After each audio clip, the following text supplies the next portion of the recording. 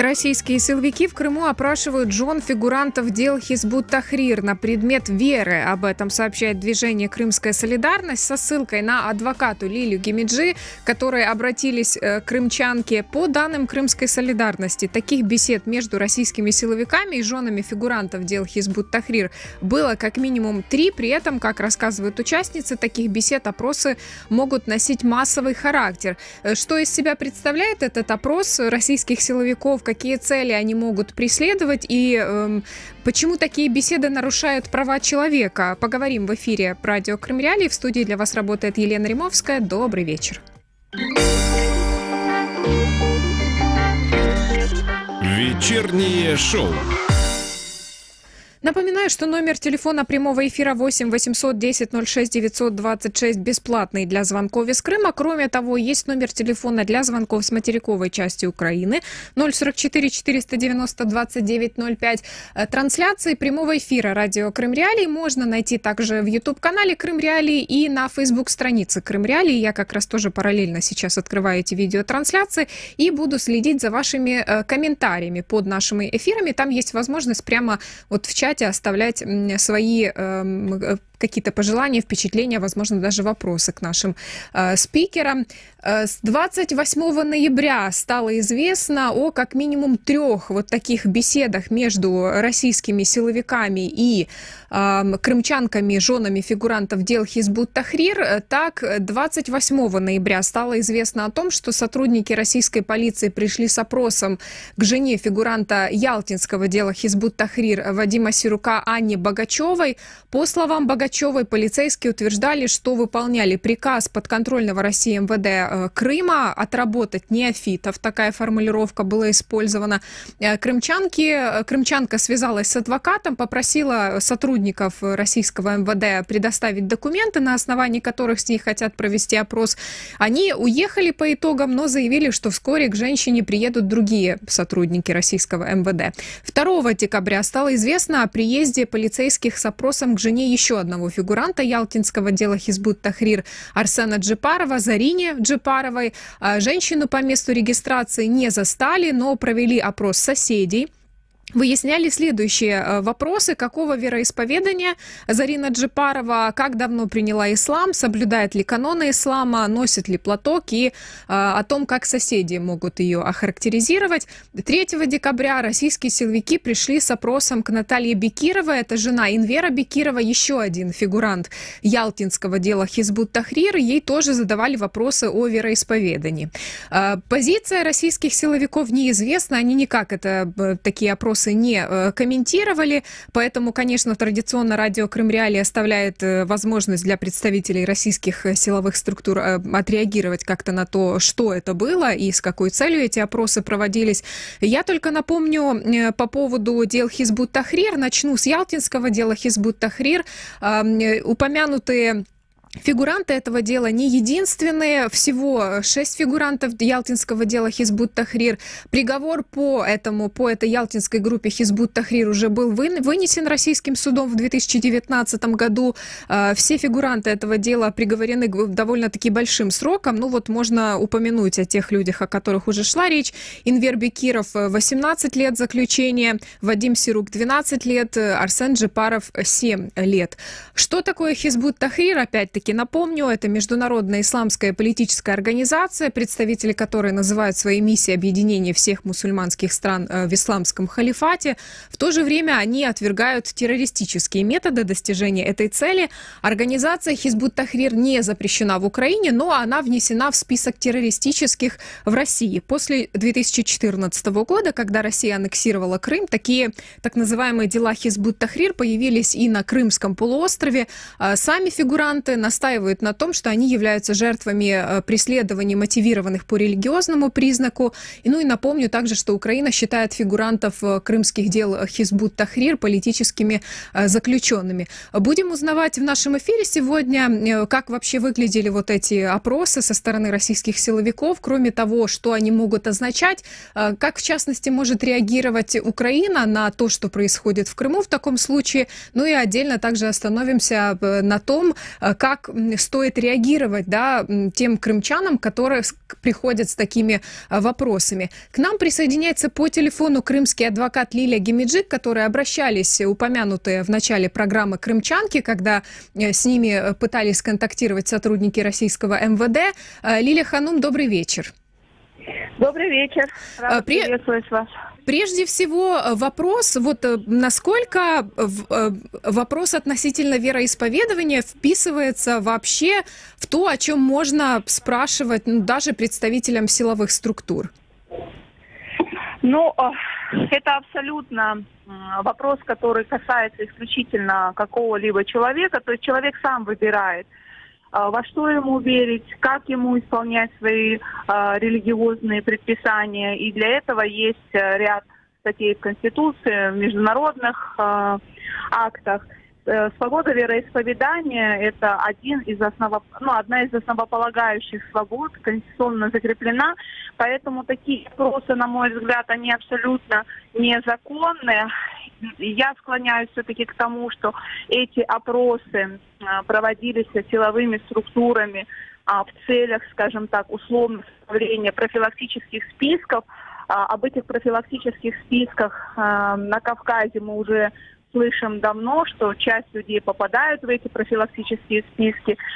Критерии, опять-таки, попадания или выхода из этих списков, они абсолютно неясные. И они находятся под постоянным оком силовых структур. Вот в отношении этих женщин ко мне обратились 3 женщины, это 3 супруги фигурантов Ялтинского дела Хизбут Тахрир. Так получилось, что Аня Богачева, супруга Вадима Сирука, она мне позвонила еще до того, как к ней приехали сотрудники полиции, потому что у нее была информация, что к ней едут сотрудники полиции, и она просила меня дать консультацию, как себя вести при общении с сотрудниками полиции. И буквально она разговаривала под моим присмотром, скажем так, в телефонном режиме. Я слушала, о чем спрашивали сотрудники полиции, консультировала, на какие вопросы отвечать, какие вопросы оставлять без ответов. Иногда людям кажется, что вопросы, на какие средства вы живете, или в какую мечеть вы ходите, сколько у вас детей, где они проживают, это абсолютно безобидные вопросы. Но, на мой взгляд, это оперативная информация, которая послужит в дальнейшем, в том числе и против тех или иных людей. Мало осталось доверия, к сожалению, мало доверия к правоохранительным органам и к законности их методов их работы. Вот это уже было видно на примере Натальи Бекировой. В тот момент, когда мне позвонили и сообщили, что сотрудники полиции приехали к Наталье домой. Связи с Натальей у меня не было. И уже после того, как мы общались с ней, я спрашивала у нее, какие задавались ей вопросы, подписывала ли она какие-либо документы, разъяснялись ли ей ее права. Она однозначно сказала, что права ее не разъяснялись. И уже после того, как сотрудники полиции получили от нее всю необходимую информацию, тот листок с объяснениями, которые они предоставили ей подписать, она увидела, что она могла отказаться по статье 51 Конституции Российской Федерации, не давать никаких показаний. Сотрудники грубым образом нарушили законодательство, действующее законодательство в Крыму, и таким образом, незаконным образом, по сути, получили эти показания от Натальи Бекировой. Я видела, что в сообщениях Крымской солидарности относительно этих, назовем это так, опросов, фигурировало такое понятие, как операция «Неофит». Что это такое? Это какое-то официальное название этих, комплекса этих мер? Возможно, вам известно чуть больше. Эта операция «Неофит», она была, скажем так, заголовки статей звучали не случайно. В момент, когда приехали к одной из жен, сотрудники полиции сами сообщили, что они приехали по поручению вышестоящих сотрудников МВД и проводят опросы, отбирают объяснительные в рамках операции «Неофит». Для нас остается загадкой, каким образом, допустим, Аня Богачева, которая уже более 10 лет исповедует ислам, является неофитом. Но я думаю, что всех, кто, скажем так, поменял веру, в которой он родился, да, или условно русские, которые традиционно не являются мусульманами, или украинцы, которые не являются мусульманами, и сейчас исповедуют каноны ислама, то они все попали в поле зрения сотрудников полиции, и одна из жен нам подтвердила, что в той бумаге МВД, на основании которой к ней пришли сотрудники полиции, как раз-таки были указаны фамилии не только ее супруга, но также фамилии других людей, которых она не знает. Также в сообщениях упоминалось о том, что женщины, о которых вы говорите, и Анна Богачева, и Зарина Джипарова, и Наталья Бекирова, им известно о том, что у представителей российской полиции были списки, то есть они не единственные люди, которым, по крайней мере, они так предполагают, с которыми могли контактировать российские полицейские. Известно ли вам о еще каких-то подобных случаях за последние несколько дней? Случаи пока вот публичными стали только эти 3 случая, но ко мне уже в личные сообщения, на личную консультацию обращалось несколько представителей, скажем, не крымско-татарского народа. Это были люди других национальностей, но исповедующие ислам. И опасаясь быть в числе тех, кому придут для получения каких-то объяснений, они получали у меня консультацию, скажем так, заранее. Это были люди абсолютно из разных регионов, учитывая, что география, скажем, жен ялтинской группы, она, скажем, довольно обширная. Наталья Бекирова живет в Краснокаменке под Ялтой. К Зарине Джипаровой приходили в Сакский район, а к Ане Богачевой приходили в Нижнегорский район. То есть вот по Крыму, скажем, были такие рейды, и многие и мужчины ко мне обращаются, у которых супруги не крымские татарки, но исповедуют ислам, для того, чтобы получить консультацию и выстроить, скажем так, стратегию общения с сотрудниками полиции на случай их прихода и получения объяснений по этому поводу. Анна, Зарина и Наталья – это жены фигурантов дела ялтинской группы Хизбут Тахрир.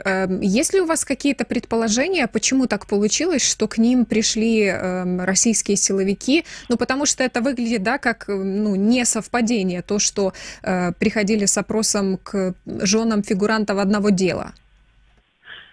Да, это действительно не выглядит как совпадение, но я допускаю, да, что все-таки мы не знаем части обращений полиции к кому-либо, то есть мы допускаем, что есть случаи, которые не стали публичными, и если бы мы знали более широкую картину, мы могли бы давать более объективную оценку и объективный анализ данной ситуации.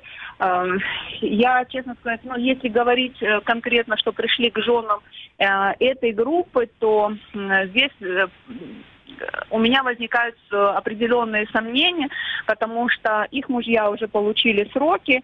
Здесь не нужно, скажем так, оказывать давление с целью получения признательных показаний.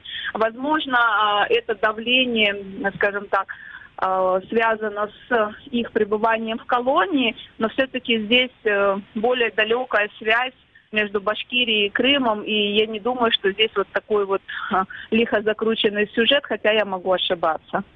Буквально короткий вопрос, но вот вы сказали о том, что, возможно, вы просто не знаете обо всех подобных случаях за последние дни, недели. Вы бы посоветовали семьям или крымчанкам, которые с таким сталкиваются, придавать огласке факт того, что такой опрос с ними был проведен? Безусловно, я считаю, что такие факты необходимо придавать огласке и выявлять, да, количество нарушений, которые были допущены сотрудниками полиции в момент проведения подобных рейдов. Это, безусловно, доказывает, что идет притеснение по религиозному признаку в Крыму, И давлению поддаются люди, которые исповедуют каноны ислама и, возможно, и обращаются к людям других конфессий. Но не зная этой информации, мы не можем говорить о, скажем так, системном преследовании разных конфессий. Сейчас мы говорим только лишь о преследовании женщин, которые исповедуют каноны ислама. Спасибо вам большое. Это была крымский адвокат Лилия Гемиджи, к которой обратились те крымчанки, к которым уже приходили российские силовики с, назовем это так, опросом. Мы начали с того, что на протяжении последних нескольких дней стало известно как минимум 3 случаев таких опросов, когда российские силовики приезжали к женам фигурантов дел Хизбут Тахрир. В данном случае речь идет об одном конкретном деле Хизбут Тахрир Ялтинской группе, к Анне Богачевой, Зарине Джипаровой и Наталье Бекировой, и задавали им или же их соседям вопросы, в частности, относительно их вероисповедания. И у нас была возможность поговорить с Лилией Гемиджи о том, по ее мнению, в чем может быть причина таких действий российских силовиков, да, и как она бы посоветовала действовать, потому что Лилия Гемиджи не исключает, что эти женщины не единственные, к которым приходили российские силовики за последние несколько дней с такими вопросами. Опять-таки отмечу, что позиция российских силовиков, да, причины таких действий, они на данный момент неизвестны, потому что в управлении МВД России по Крыму никак пока не комментировали такие действия. Мы сейчас делаем небольшую паузу и продолжим. Команда «Радио Крым Реалии». Серьезная, веселая, оперативная, дружная, любопытная. Утром и вечером мы вместе с вами. Продолжаем эфир «Радио Крым Реалии». В студии для вас работает Елена Римовская. Напомню, что у вас возможность есть не только к нам в эфир позвонить 8 800 10 06 926, но и вы можете также зайти на YouTube-канал Крым Реалии или на Facebook-страницу Крым Реалии. Там есть прямая видеотрансляция нашего эфира, и прямо под трансляцией можете оставлять свои комментарии, вопросы. Вижу, что уже есть комментарии и под Facebook-трансляцией. Нам передают привет не только из Крыма, но и с материковой части Украины, из-за границы. Вот я вижу привет из Стамбула, из Ниццы. Мы вам тоже передаем привет. Спасибо, что вы с нами. Также есть комментарии под YouTube-трансляцией. Буквально несколько прочитаю и продолжим обсуждение в нашей сегодняшней теме. Вижу, что вот один из комментариев. ФСБшники просто глумятся, издеваются над татарами. Типичный захватнический прием оказания давления и устрашения. Есть еще один комментарий. Не пойму, почему женщина жалуется на жизнь. Она сама выбрала свой путь в этой жизни. Мужья то же самое. Если они не знали, что Тахрир, как и Меджлис, запрещены в Российской Федерации. Опять-таки напомню, что речь идет о том, что российские силовики приходили с опросами к женам фигурантов дел Хизбут Тахрир. В данном случае вот те факты, о которых нам известно, от которых мы отталкиваемся, это Анна Богачева, это Наталья Бекирова и Зарина Джипарова. К нам присоединяется в эфир Мария Кравченко, представитель информационно-аналитического центра «Сова» из Москвы. Мария, добрый вечер. Да, здравствуйте. Что могут означать такие беседы? Возможно, вам уже доводилось сталкиваться с подобными действиями российских силовиков. Вы знаете, я хочу сказать, что мы не знаем именно про такие профилактические беседы. Как мне кажется, это именно относится к этому классу, эти разговоры. Значит, такие профилактические беседы с женами осужденных за участие в Хизбут Тахрир за последнее время мы не знаем, у нас нет там информации из других регионов. Значит, в принципе, я бы хотела напомнить, что родственников осужденных за участие в Хизбут Тахрир, да, неоднократно вызывали и на допросы, и все такое, да, в разное время все это бывало. Значит, из именно жен, да, мы знаем только об одной женщине, об Али Беспаловой из Санкт-Петербурга, которую посадили на 5 лет по обвинению в участии в Хизбут Тахрир после того, как был осужден ее муж. Других именно таких ситуаций, когда бы уголовному преследованию подвергались жены осужденных, мы не знаем. Значит, я бы хотела обратить внимание на то, что всякого рода профилактические беседы по всей стране правоохранительные органы проводят с самыми разными людьми, которые в разные моменты, по разным причинам, так сказать, да, были привлечены к ответственности по разным статьям. Вот. Например, есть такая операция «Профилактический рейд неформал», да, который проводится в отношении подростков, которые когда-либо значит, были там, значит, поставлены на учет в КДН, или их родители привлекались к административной ответственности по вине подростков и так далее. Периодически проходят проверки у детей дома, разговоры с родителями, разговоры в школах, лекции в школах и так далее.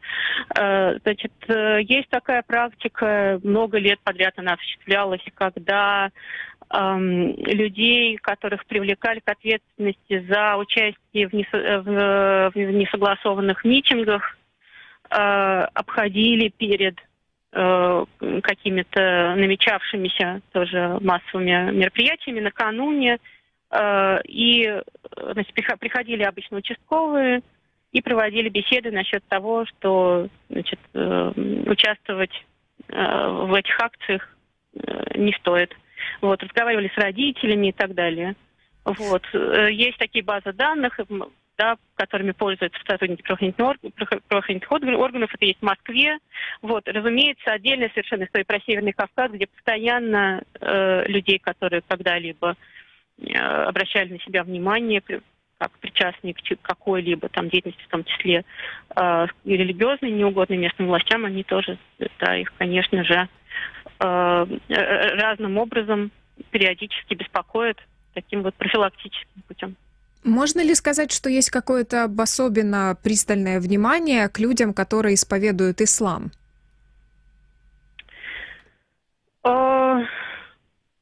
Я думаю, что это сильно зависит от региона. Это зависит от направления ислама, от установки местных властей. Вот, и, наверное, да, от каких-то решений местных властей, которые могут быть, или правоохранительных органов, которые могут быть к чему-то приурочены. Вот, конечно, может меняться, да, эта политика может меняться в разное время в зависимости от разных обстоятельств. Вот, но вот мы знаем, да, примеры, касающиеся разных, действительно разных групп граждан. Что нам известно по поводу вот этих опросов в Крыму за последние несколько дней, что в том, о чем рассказывали представители МВД, крымчанкам, с которыми они общались, или соседям, с которыми они пообщались, они говорили о том, что якобы существует какая-то операция «Неофит». Но вот тут возникает вопрос, если неофит – это человек, который новый, да, приверженец какой-то веры, то при чем здесь могут быть жены крымских мусульман, которые уже осуждены или задержаны по так называемым делам Хизбут Тахрир? Ну, очевидно, есть какая-то база данных, наверное, да, каким-то образом отличный от магистрального направления. Да, ну, собственно, мы знаем, что внимание правоохранительных органов крымских, да, привлекают и другие люди, да, свидетели Иеговы, например, да, и прочие. Да, еще...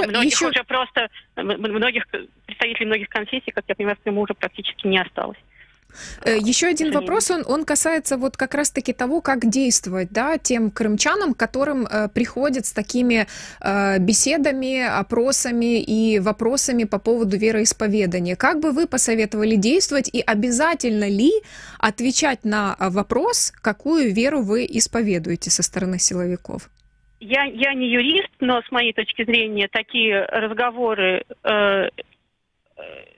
считаются, да, их можно вести в добровольном порядке, да, то есть можно отказаться участвовать в таком разговоре. Вот.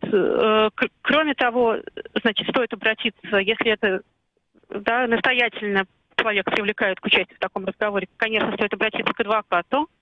Вот. И всегда можно сослаться на 51-ю статью Конституции, да, которая, собственно, позволяет не свидетельствовать против себя и своих родственников.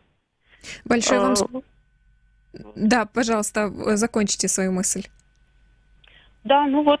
Большое вам спасибо за то, что вы к нам в эфир присоединились. Это была Мария Кравченко, представитель информационно-аналитического центра «Сова» из Москвы. Вот она рассказала нам о том, что в России много есть разных видов профилактических бесед со стороны правоохранительных органов, силовых органов, и она не исключает, да, что в данном случае речь идет о том, что опрашивают людей, которые имеют отношение к конкретной вере, в силу, в частности, и тех ограничений, да, которые касаются, например, организации Хизбут Тахрир. Напомню, что организация Хизбут Тахрир не запрещена в Украине, но при этом она внесена в список террористических в России. И вот после 2014 года в Крыму появился целый ряд так называемых дел Хизбут Тахрир. Сами крымчане, которые фигурируют в этих делах, преимущественно это крымские татары, но есть и крымские мусульмане других, да, национальностей, они настаивают на том, что речь идет о преследовании по религиозному признаку. Кроме того, стоит напомнить о том, что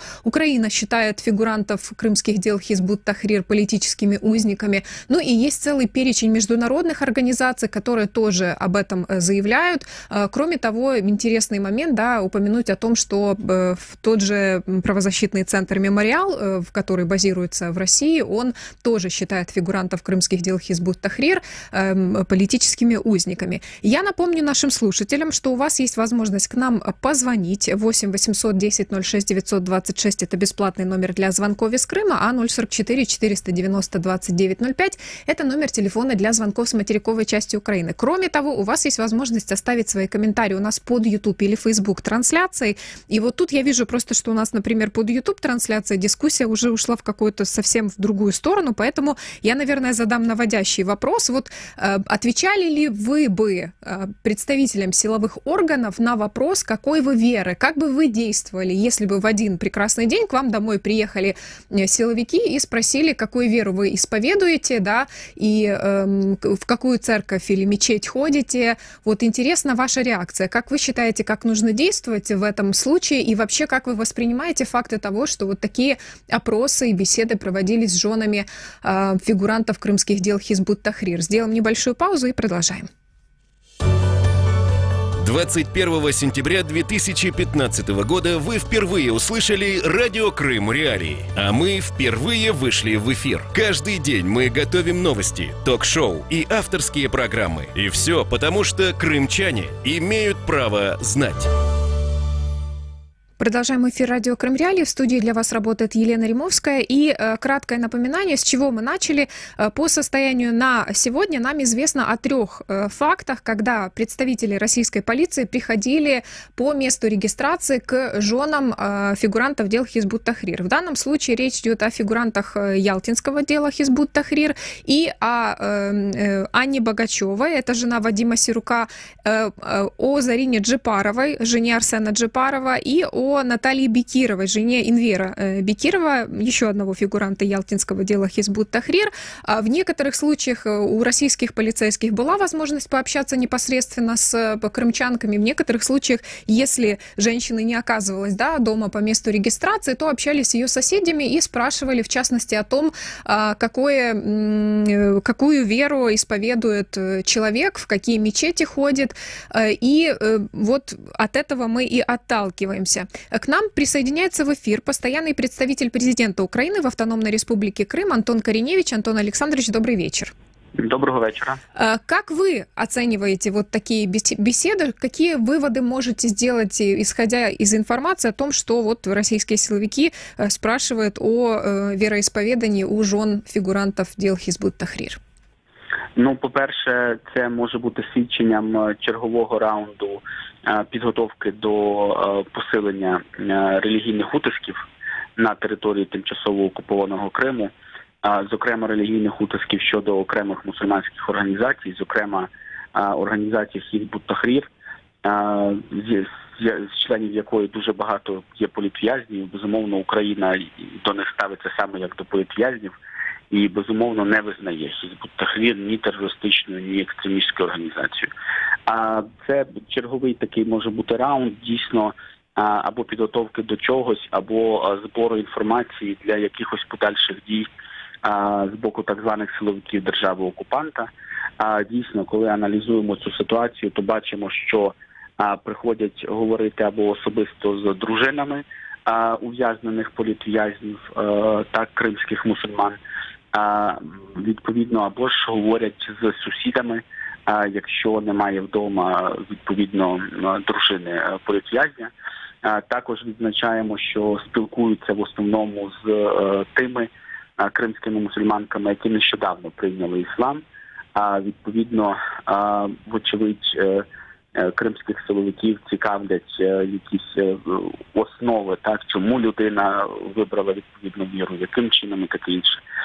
Як би то не було, безумовно, це є подальшими релігійними утисками, і, безумовно, ми будемо слідкувати за ситуацією. Загальний принцип права, що громадянин може не свідчити проти себе і не давати ніяких показів проти себе. А тут, звичайно, що треба мати на увазі, що будь-яке слово громадянина може бути тлумачене так званими силовиками російськими, як таке, що свідчить про, скажімо так, залучення до якоїсь організації і, відповідно, може бути підставою, не дай Бог, звичайно, кримінального провадження. Антон Александрович, что в данной ситуации, когда Крым находится под фактическим контролем России, может сделать Украина? Есть ли какая-то возможность повлиять на Россию в таких историях? Ну, бачите, на Росію вплинути досить важко в такій ситуації. Але що робить Україна? Україна абсолютно належним чином все це має документувати і збирати оце портфоліо відповідних порушень, щоб свідчити, наприклад, про такі порушення і на міжнародній арені, і в рамках національних кримінальних проваджень, які є, безумовно, і щодо справ Хізбут Тахрір, для того, щоб ці факти належним чином документувалися і потім використовувалися.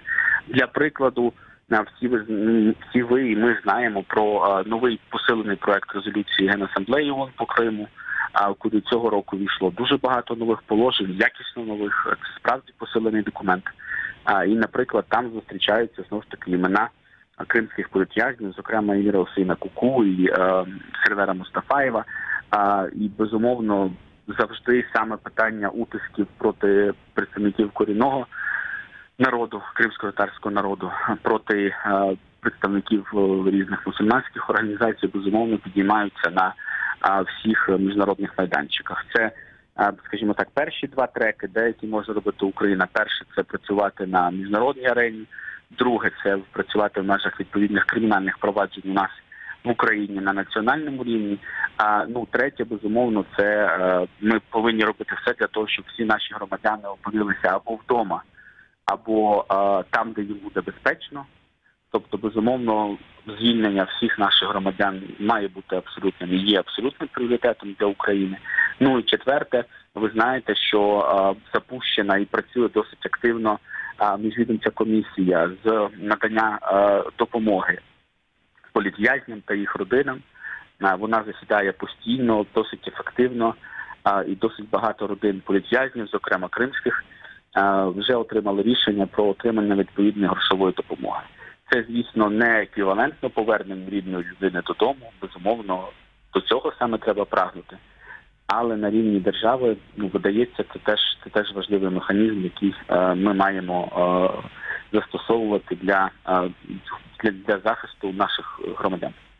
Антон Александрович, еще один вопрос у меня к вам. Он касается санкций. Вот мы видим, что на протяжении последних 6 лет, с момента начала аннексии Крыма и Севастополя Россией, несколько раз Запад усиливал санкции в отношении России, но обычно поводом для этого служат какие-то глобальные факты нарушения международного законодательства, например, строительство Керченского моста или запуск по нему железнодорожного движения.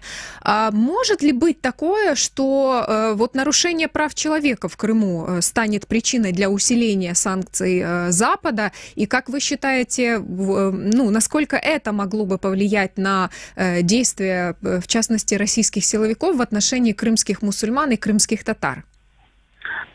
Я думаю, що може так бути.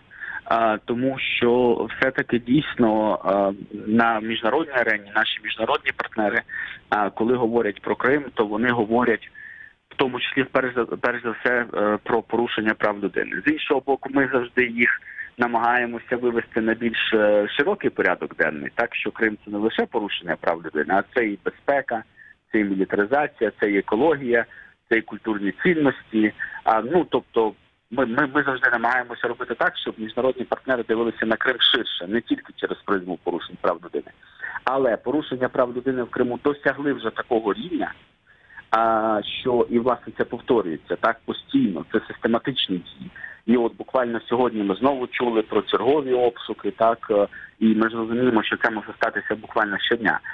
Тому, безумовно, це може бути підставою для подальших якихось санкційних дій з боку наших міжнародних партнерів. Можливо, якісь дії міжнародних судових інстанцій, скажімо, Міжнародного кримінального суду, якщо його офіс прокурора, зокрема, і цього року будемо мати новий звіт про дії в межах попереднього вивчення ситуації в Криму та на Донбасі. Можливо, його якісь попередні висновки можуть стати підставою для таких санкцій. Але в цілому, безумовно, мені видається, що цей трек порушень прав людини, зокрема проти представників корінного кримсько-татарського народу, проти кримських мусульман, безумовно, може бути використаний як підстава для посилення санкцій з боку міжнародного співтовариства. Спасибо вам большое. Это был Антон Кореневич, постоянный представитель президента Украины в Автономной Республике Крым. Мы ему, в частности, задали вопрос по поводу того, как государство Украины воспринимает информацию относительно вот таких вот опросов, бесед с женами фигурантов дел Хизбут-Тахрир в Крыму. Начали мы нашу программу с того, что на данный момент известно о 3 таких фактах, когда российские полицейские приходили по месту жительства, по месту регистрации, к женам 3 фигурантов ялтинского дела Хизбут-Тахрир, Анне Богачевой, Зарине Джипаровой и Наталье Бекировой. И вопросы, которые задавали российские полицейские крымчанкам или же их соседям, касались, в частности, их вероисповедания.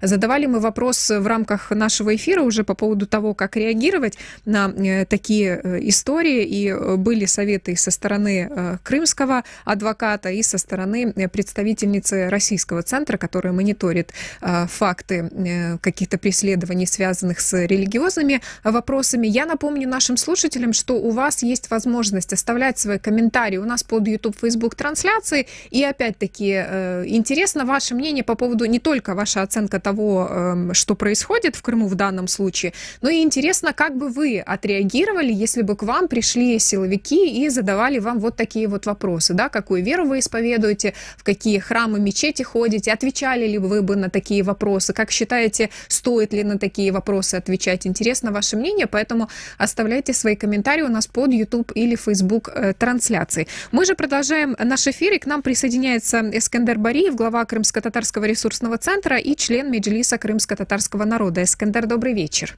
Добрый вечер. Как вы восприняли вот новости о том, что с такими беседами приходят к крымским мусульманкам, спрашивают по поводу вероисповедания? Возможно, за последние 6 лет это довольно-таки типичные истории. Интересно ваше мнение.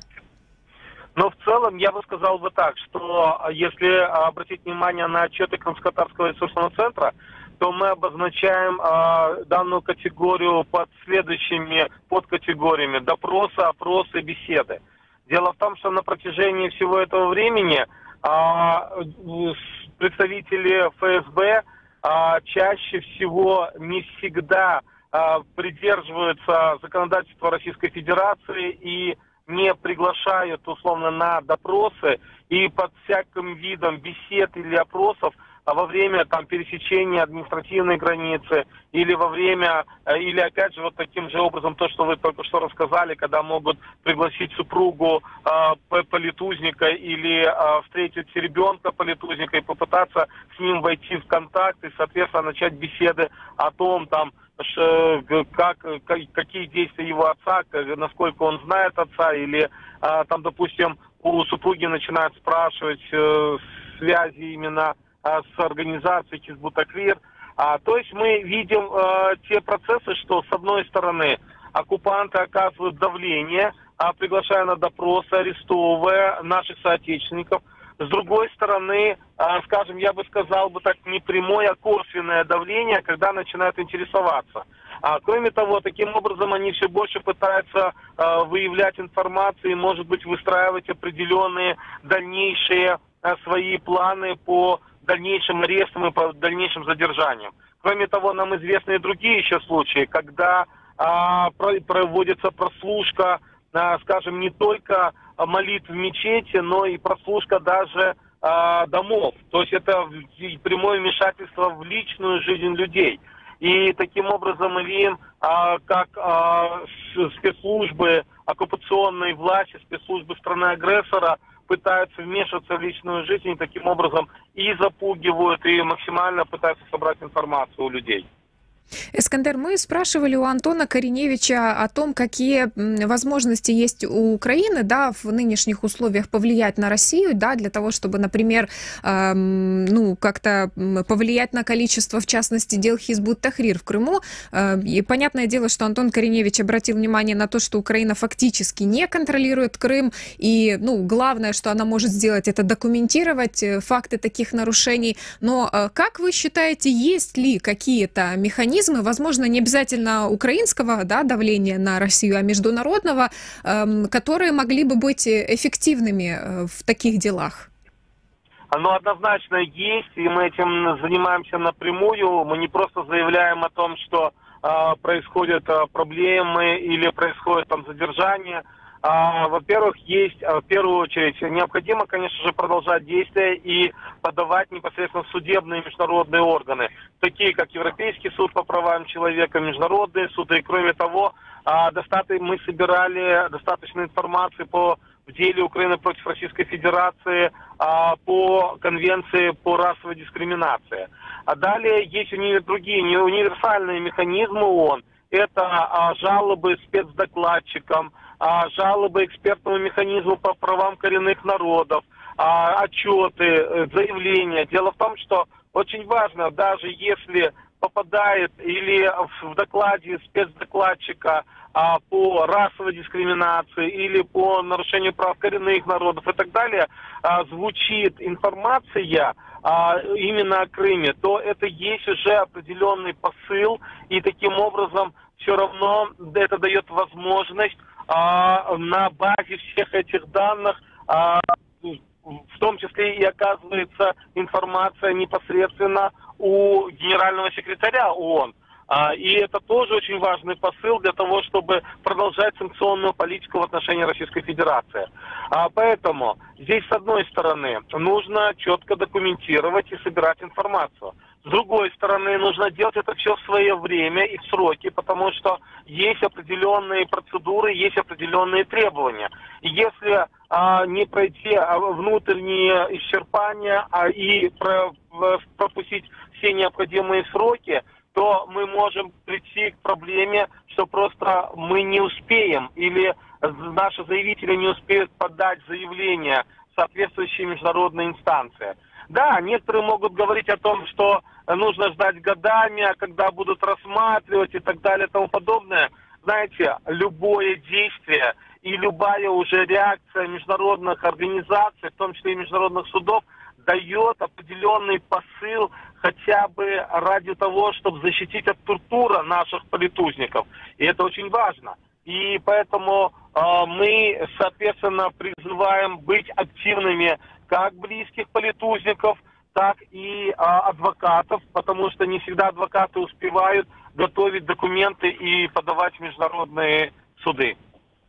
Спасибо вам большое. Это был Эскандер Бариев, глава Крымско-татарского ресурсного центра, член Меджлиса крымско-татарского народа.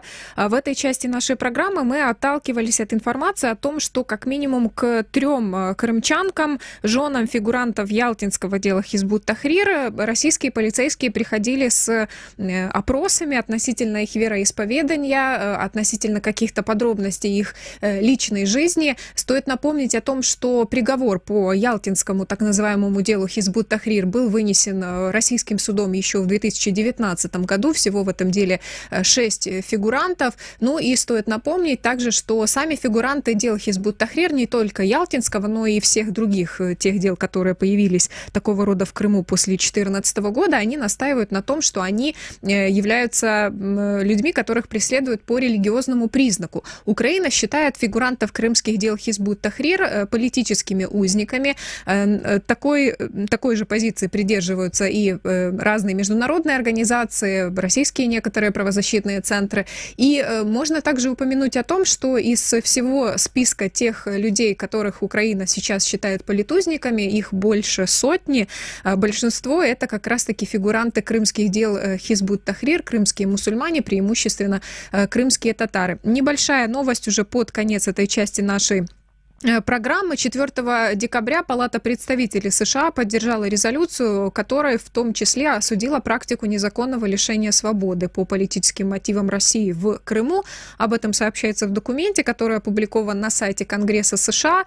А далее цитата из резолюции. Список российских политзаключенных правозащитным центром «Мемориал» включает журналистов, активистов гражданского общества, правозащитников, участников мирных организаций, граждан Украины из незаконно аннексированного Крыма. Палата представителей осуждает практику лишения свободы по политическим мотивам России, которая нарушает международные обязательства страны в области прав человека и верховенства закона, выражает свою солидарность со всеми, кто незаконно лишен свободы Российской Федерации. Стоит отметить, что резолюции Конгресса носят рекомендательный характер, а ранее Комитет Генассамблеи ООН одобрил усиленную резолюцию, осуждающую нарушение прав человека в Крыму.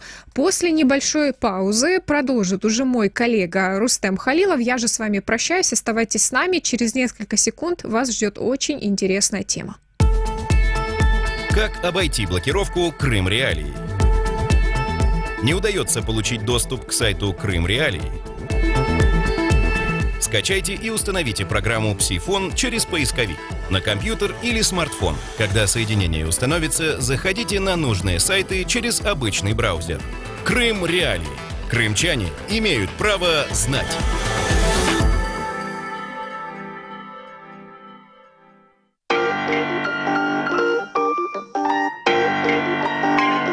В эфире радио Крым Реалии «Крымский вечер». Добрый вечер, с вами радио Крым Реалии, Рустем Халилов. И та интересная тема, о которой сказала моя коллега Елена Римовская, это скандал вокруг оперного театра в Севастополе.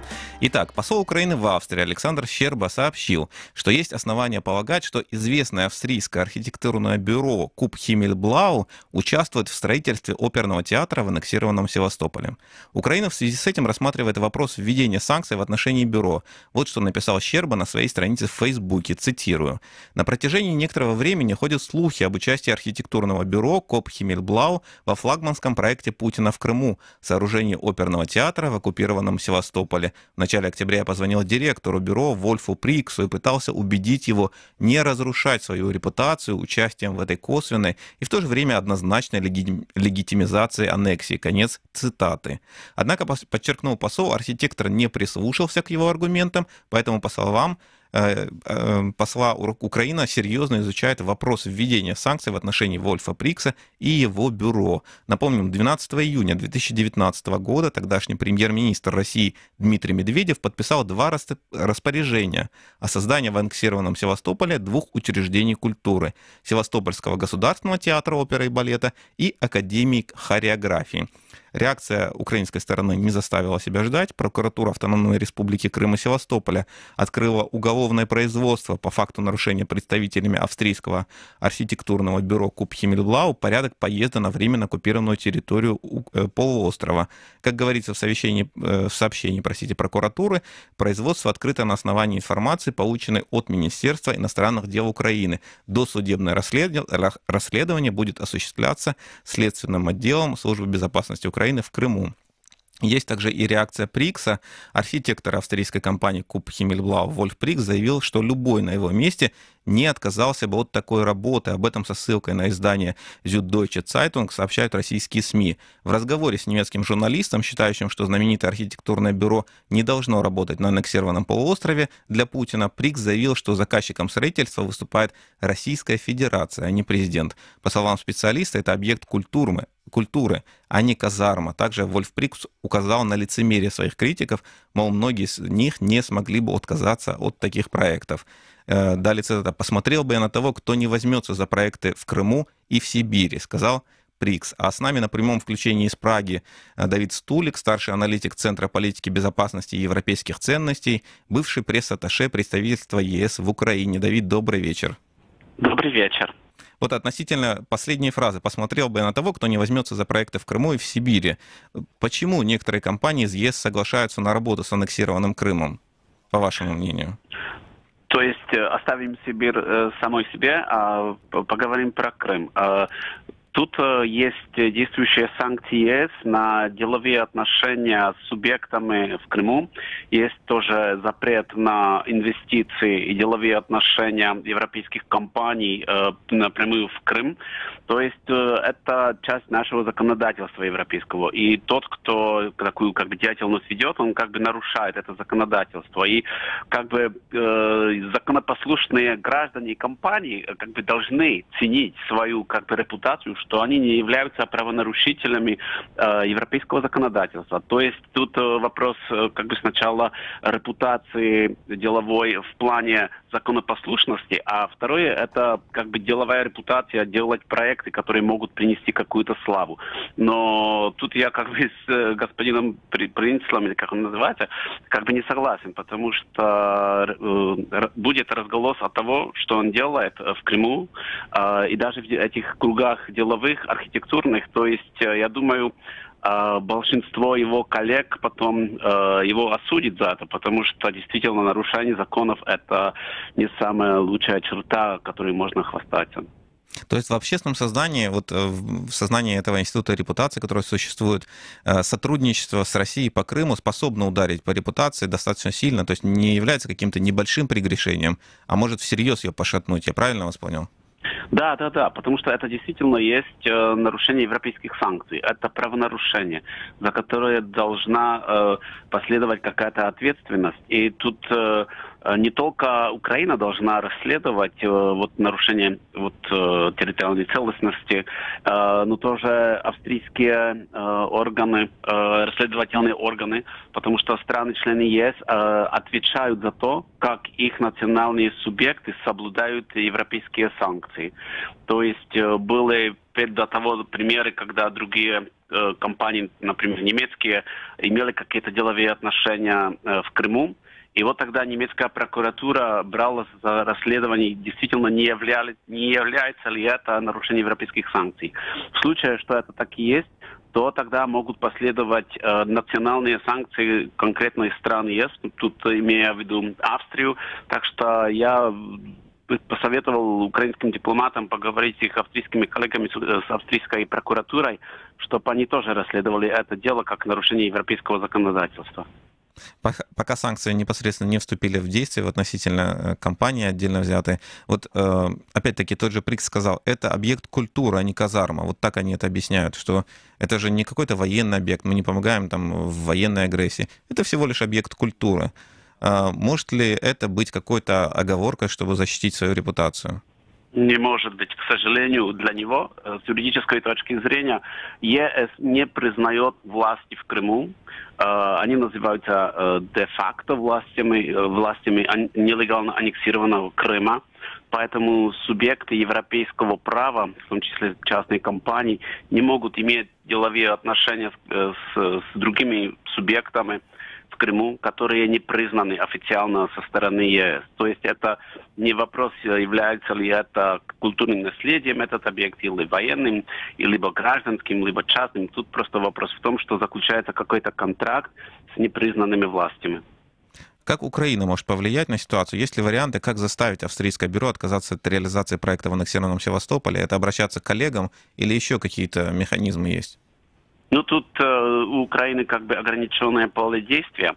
Что нужно сделать? Надо собрать максимум доступной информации, максимум доказательств, что действительно эта компания нарушает европейские санкции, европейское законодательство, и передать всю вот эту документацию австрийским коллегам. Потом остальное уже идет за австрийской прокуратурой, за австрийскими расследователями. Угу. Если для самой компании участие в крымском проекте останется без видимых последствий, если вот ничего не произойдет, можем такое представить, можно ли ожидать, что это станет примером и для других компаний, что работа в крымских проектах не страшна? Можно ли считать, что это вот может стать каким-то прецедентом? Ну, конечно, это может стать как бы таким, некрасивым прецедентом, если не будет какого-то там наказания или расторгнения этого договора.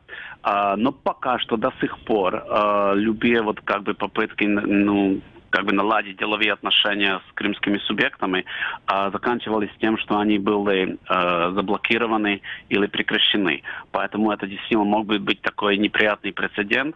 Но я со своей стороны думаю, что все-таки верховенство права европейских стран тут возьмет как бы превосходство, и что вот к завершению вот этого контракта не дойдет. Конечно, есть разные лазейки, как можно обойти эти европейские санкции.